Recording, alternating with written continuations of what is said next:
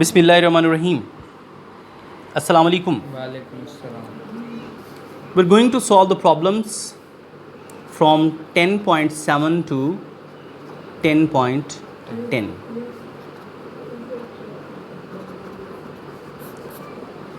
Today's lecture is about problem solving systems. 10.7 की statement पढ़ते हैं.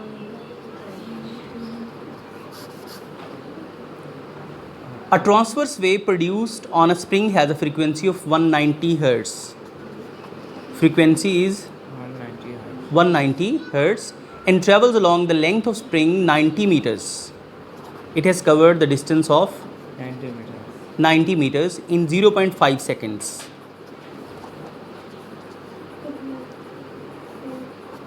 What are the requirements? I'm going to read it. What is the period of the wave? Period mean time period. I have to answer what is the time period. Number B. What is the speed of the wave? Number C. What is the wavelength of the wave? These three requirements which are going to be answered in this lecture. We know that the time period and the frequency are reciprocal to each other. Yes। If we want to find the time period, we will use a formula 1 by f. 1 by 190. When we divide 1 by 190, the answer will comes out to be 0.01 seconds. Okay? Yes sir. बेटा एक calculator मुझे पास करें. Next हमारे पास है जी second. उसके लिए हमने wave speed निकालनी है. Yes sir. इसके लिए हम नाइन्थ का फॉर्मूला यूज़ करेंगे, distance over time. Distance is 90 metres yes sir. And the time is 0.5। अगर हम इन दोनों को डिवाइड करेंगे तो हमारे पास 180 मीटर पर सेकंड की -1। स्पीड आ जाएगी. ओके, ये रिज़ल्ट नंबर 2, ये रिज़ल्ट नंबर 1. अब हम थर्ड की तरफ आते हैं, लैम्डा. इसके लिए हम रिलेशन यूज़ करेंगे V equals to F lambda. F की जगह पे नहीं 190। ओके, और लैम्डा- लैम्डा फाइंड करना है. Yes। वेव स्पीड हम यहाँ पे कैलकुलेट कर चुके हैं. Yes, sir। इसकी जगह भी हम क्या लगा दें, 180. 180 ओवर 190, इसका जो आंसर आ जाएगा 0.95 मीटर्स. ओके बेटा, yes sir. Clear? Yes.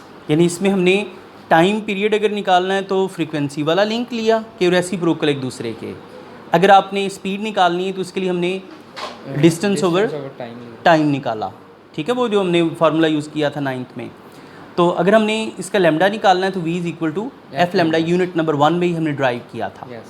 Okay, yes. अब हम 10.8 पे आते हैं.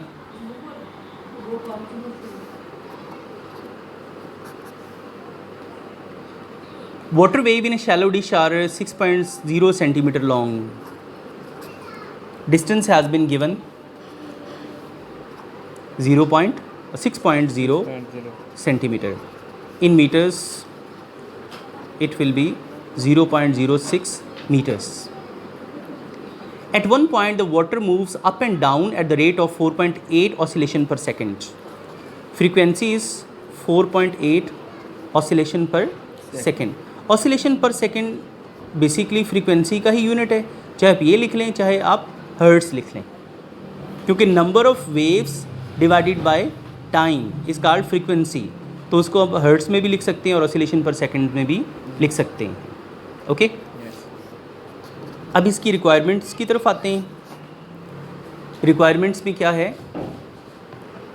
कि what is the speed of the water wave.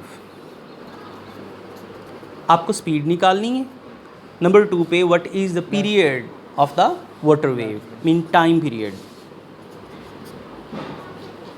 अच्छा, basically V equals to D by T हमने पिछले फार्मूले में मतलब पिछले न्यूमेरिकल में यूज़ किया है. अगर हम वेव स्पीड निकालना है तो हमें टाइम चाहिए जो कि डाटा में नहीं है. इसलिए पहले टाइम पीरियड निकाला जाएगा. फ्रीक्वेंसी अवेलेबल है यस सर। तो टाइम पीरियड आसानी से निकल सकता है। कैसे बोला? Time period equals to 1 by F, 1 by 4.8। 1 को अगर हम 4.8 पे डिवाइड करते हैं तो 0.21 आ जाएगा। Okay Yes. ये पहले टाइम पीरियड निकलाया। अब हम निकालेंगे इसकी speed, v equals to D over T. d by T. d कितने? 0.06 06. Divided by Time 0. 21, 0.06 divided by 0.21।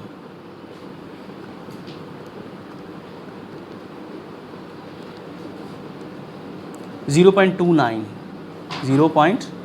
29 meters. Per second. Okay ये रिजल्ट नंबर 2 बन गया। क्लियर? Yes. ओके नंबर 9 पे आते हैं।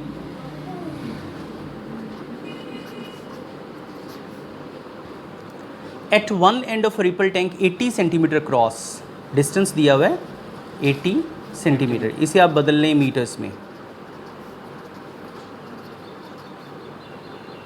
अब 5 हर्ट्ज वाइब्रेटर, फ्रीक्वेंसी कितनी है? 5 amps. Produces a wave whose wavelength is 40 millimeter. Lambda is 40 millimeter. Milli will be replaced by 10 raised per minus 3 because it is prefix. Find the time the waves need to cross the tank. We have to find time. Time के लिए हम जो formula use करेंगे v is equal to D by T है और t equals to D by V, यानी इसको हम v इधर ले आएंगे, टाइम इधर ले। लेकिन एक प्रॉब्लम यहाँ पे है कि हमारे पास v नहीं है। Okay Yes, sir. तो v निकालने के लिए हमारे पास ये दोनों लिंक्स मौजूद हैं, v is equal to F lambda. पहले वो निकाल लें। f की जगह पे 5. 40 मल्टीप्लाई बाई 10 रेज पर माइनस, बल्कि f की जगह 5 है Yes. और लेमडा की जगह पे आ गया 40 मल्टीप्लाई बाई 10 रेज पर माइनस 3। Yes, sir. ओके इसको पहले सॉल्व कर लेते हैं।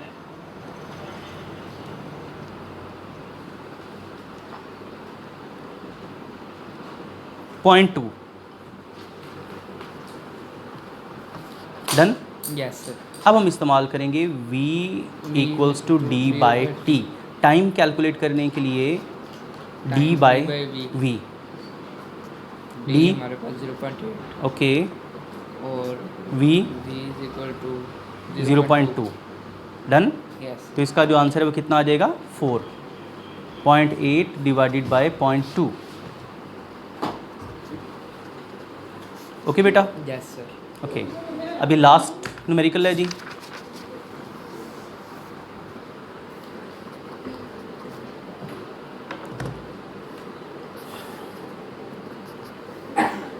What is the wavelength of the radio waves transmitted by FM station at 90 megahertz? Hertz चूंकि फ्रीक्वेंसी का यूनिट है Yes. इसलिए फ्रीक्वेंसी दी हुई है 90 मेगा Hertz. हर्ट्स। मेगा चूंकि प्रीफिक्स है उसे रिप्लेस कर दें 10 रेज पर 6 से, क्योंकि मेगा 10 रेज पर 6 के इक्वल, माइक्रो 10 रेज पर माइनस 6 के इक्वल होता है। अच्छा and speed of the radio wave is 3 multiply by 10 raise पर 8 मीटर पर सेकेंड।